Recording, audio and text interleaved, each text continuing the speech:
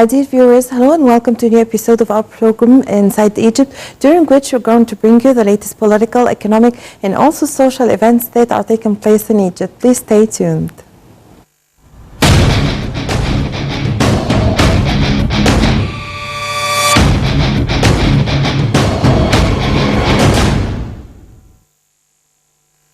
Welcome back. Egypt has won a seat on the United Nations Human Rights Committee for the period between the year 2017 and 2021. Ambassador Ahmed Fathallah was elected as Egypt's representative to the committee. Foreign Ministry spokesman Ahmed Abu Zaid said that 26 countries were competing for the 9 seats, adding that the electoral process was not an easy one. Abu Zaid has said that choosing Egypt reflects the international community's confidence in Egypt's adherence to its constitutional and international commitments in the area of the human rights. The details in the following report. Thursday, membership in the United Nations main human rights body for the period 2017-2021. Foreign Ministry spokesman Ahmed Abu Zaid said the elections for the UN's Human Rights Council membership involved the renewal of the membership for 9 countries from a total of 18 member countries. He added that 26 countries competed for the 9 seats, describing the elections as intense. According to Abu Zaid, Ambassador Ahmed Fathallah will be representing Egypt in the Council. Established in March 2006, the Council consists of 47 member states, which are elected directly and individually in a secret ballot by the members of the General Assembly. The Council provides a forum for identifying, highlighting, and developing response to today's human rights challenges, and acts as the principal focal point of human rights research, education, public information, and advocacy activities in the United Nations system. Abu Zaid said that winning the seat in this important council reflects the trust of the international community in Egypt and its commitment to international agreements, adding that it is a powerful message to those who doubted Egypt's loyalty to its international and constitutional commitments to human rights issue. Egypt officially locked a 2-year non-permanent seat on the United Nations Security Council after 179 of the 193 UN member states voted in favor of its membership in October 2015. 2 months later, the Security Council appointed Egypt as the head of the Counter-Terrorism Committee. Egypt's foreign minister has vowed to promote women's rights, regional issues, and an anti-terror agenda during his country's membership at the Security Council and the CTC.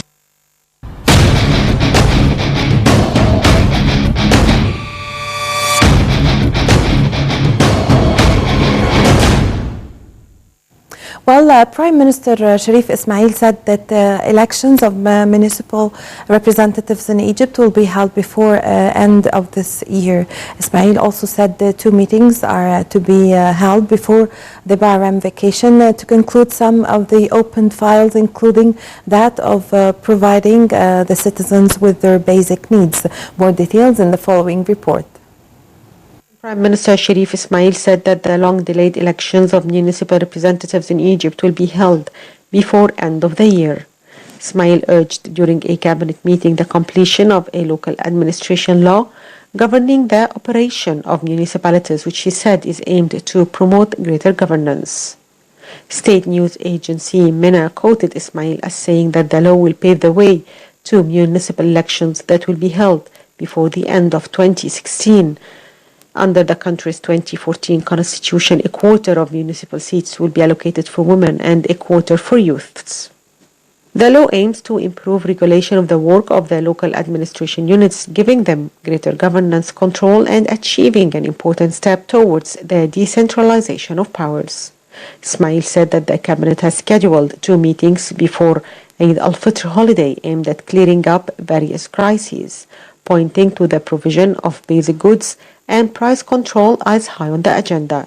He said that the cabinet will also follow up projects being implemented in many governorates and finalize draft laws.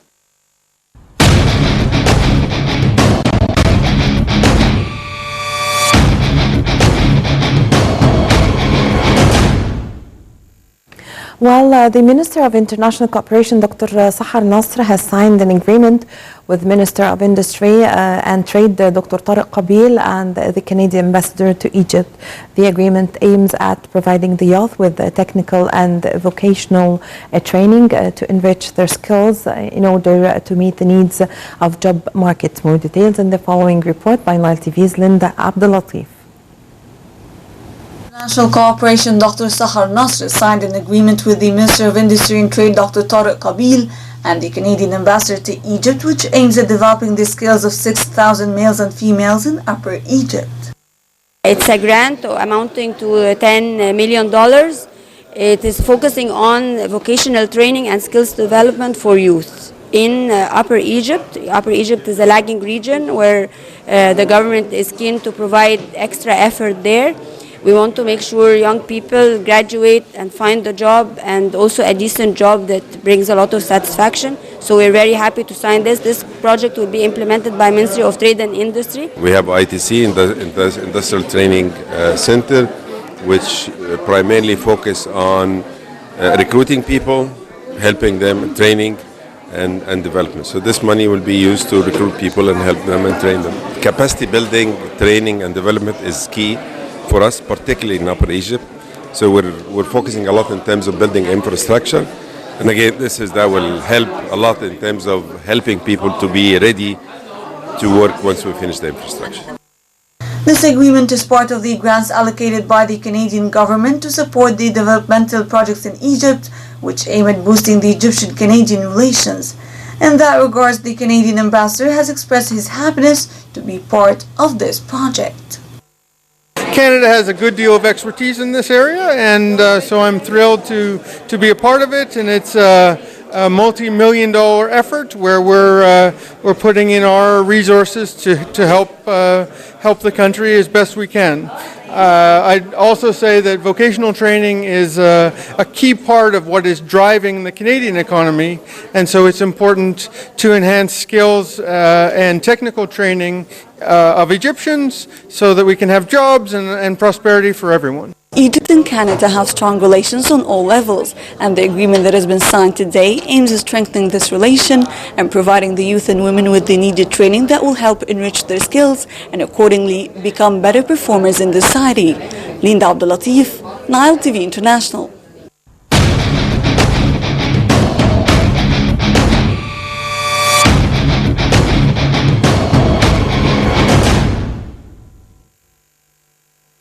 Investigators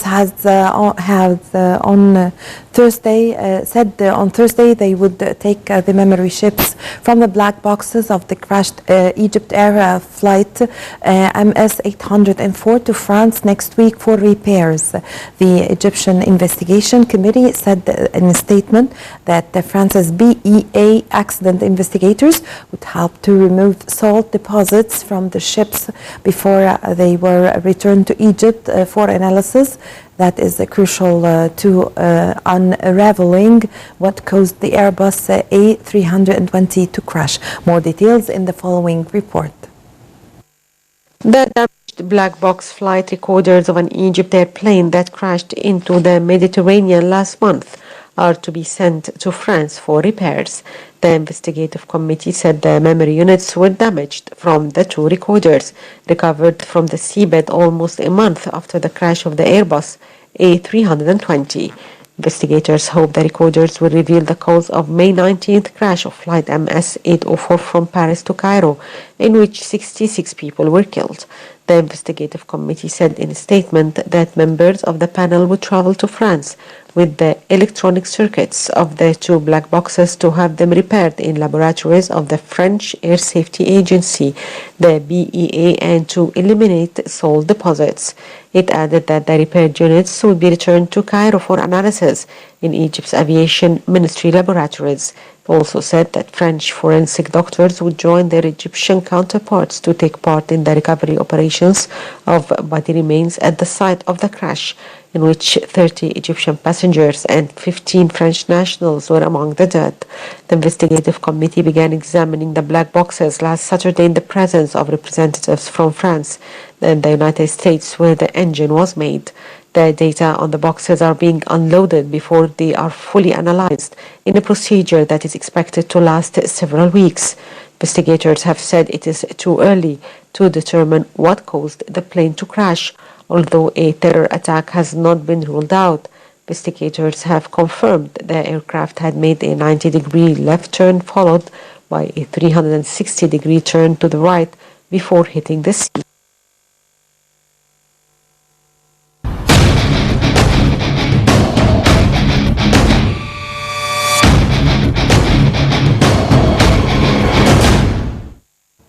Well, within the efforts of Ministry of Tourism to refresh the tourism sector in Egypt after the problems that it has faced, the Minister of Tourism, Yahya Rashid, has supported an initiative done by the private sector working in tourism to market and promote attractive Egyptian destinations to the Arab countries. A conference has been held attended by Minister of Tourism as well as representatives of the private sector companies to discuss the initiative and the planned ideas. More details in the following report by Nile TV's Dina Hawaidiq.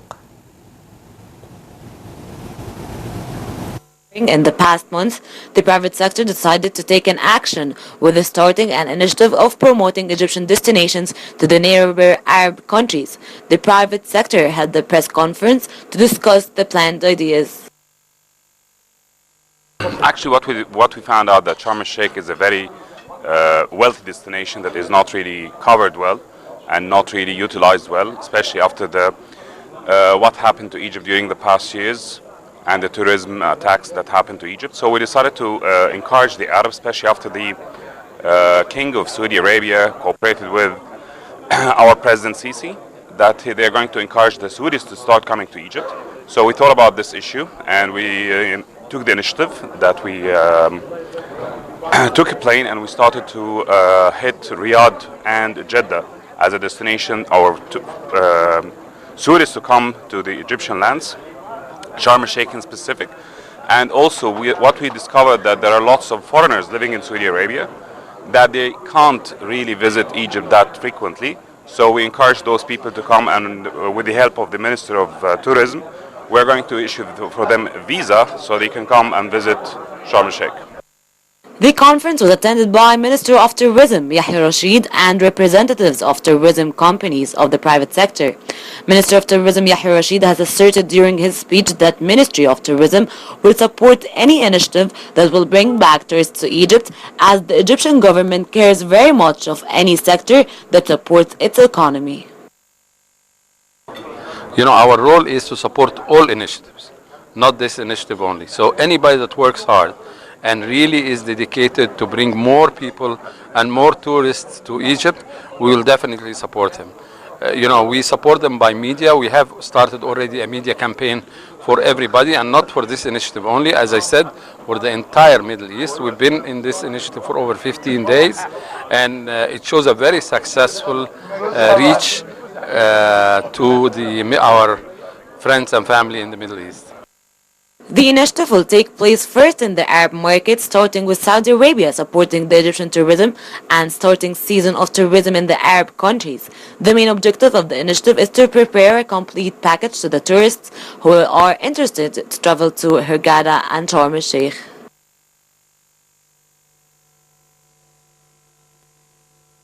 Within the framework of Ministry of Tourism to revive tourism sector in Egypt, which is very important to the Egyptian economy, this initiative comes at a very important time with the objective to promote other destinations in Egypt to attract tourists. Dina Hawaidiq, Nile TV International.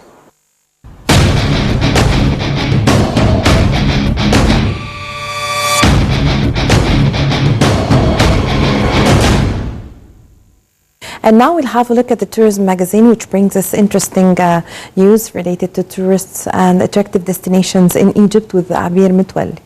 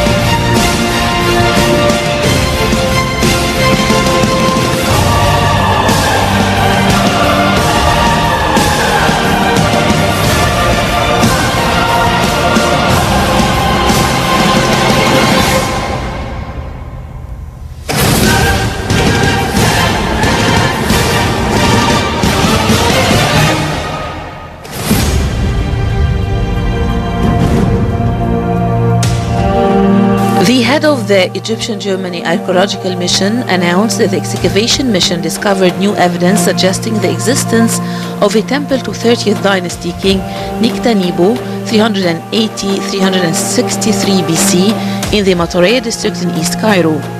Mission head Ayman Ashmawi expressed to that the team, which started excavation work in January, discovered a number of limestone and sandstone blocks as well as columns and painted reliefs inscribed with scenes depicting King Niktanibu I. A lower wall of black basalt was also found along with an eastern temple gate constructed with brown silicite sandstone and decorated with inscriptions and ritual scenes.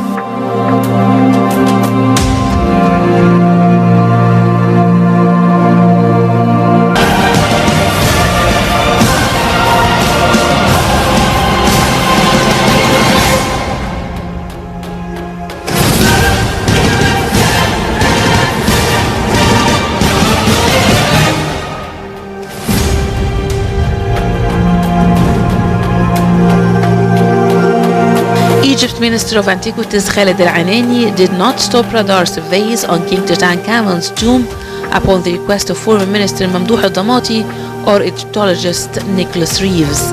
Rather, he has postponed any survey until a scientific discussion take place among scholars during the second round of the international seminar on Tutankhamun. Al-Anani said that news articles reporting the contrary are unfounded. The results of previous radar surveys carried out by Japanese radar expert and an American survey carried out by Eric Berkin would be discussed, as well as Reeves' claims that Tutankhamun's burial chamber conceals Queen Nefertiti's resting place.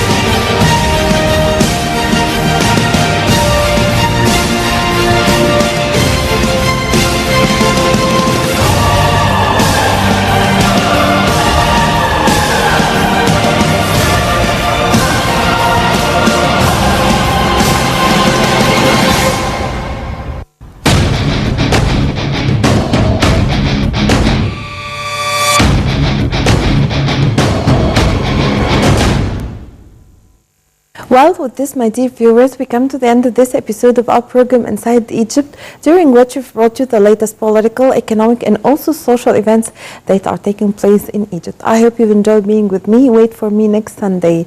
Until then, it's goodbye.